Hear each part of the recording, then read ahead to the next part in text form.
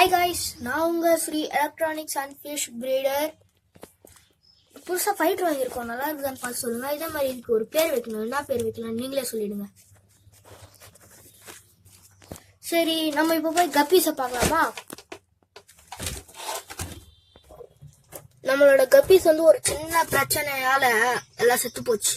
அது என்ன பிரச்சனை தானே கேக்குறீங்க? அந்த ஆங்கர் வாம்